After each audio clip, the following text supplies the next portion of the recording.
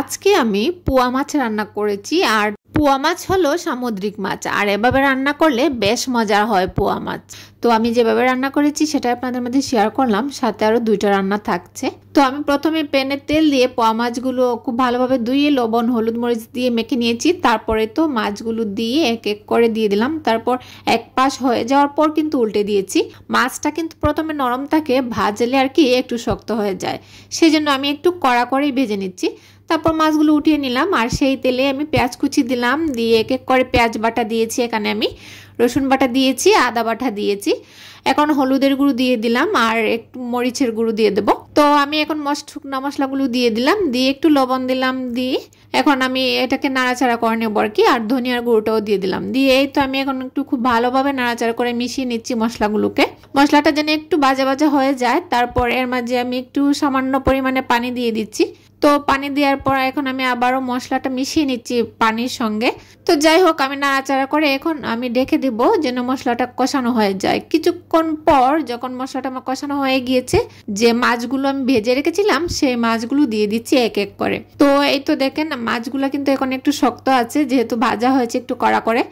তারপর মাছ দেওয়ার পর আমি এখানে বেশ কয়েকটা টমেটো ফালি দিয়ে দিচ্ছি। আর টমেটো দিয়ে এভাবে পোয়া মাছ ভুনা ভুনা বা একটু ঝোল করলে কিন্তু বেশ মজার হয়। যাই হোক, ওইদিকে আমার টমেটোটা একটু হতে থাক, এই পাশে আমি আর একটা রান্না বসিয়ে দিচ্ছি। কড়াইয়ে তেল দিয়ে এখানে আমি বেশ কয়েকটা চিংড়ি মাছ দিয়ে দিলাম। আর মাছগুলো দেওয়ার পর আমি এর মাঝে মশলা দিয়ে দিচ্ছি আর কি। ধনিয়া গুঁড়ো দিয়ে দিলাম, দিয়ে দিচ্ছি মরিচের গুঁড়ো, হলুদের গুঁড়ো।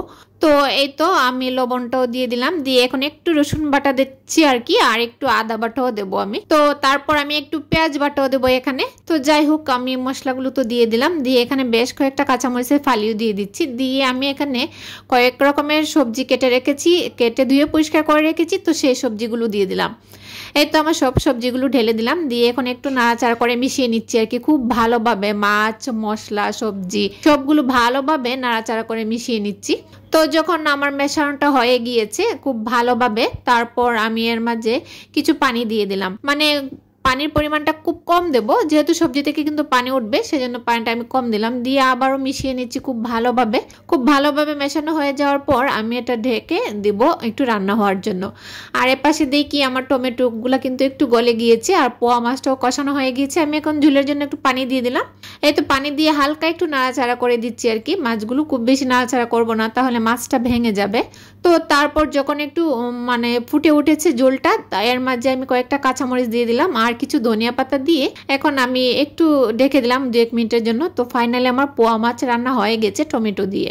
তো যাই হোক, এদিকে দেখি আমার এই যে সবজি পাঁচমিশালি সবজি কি অবস্থা।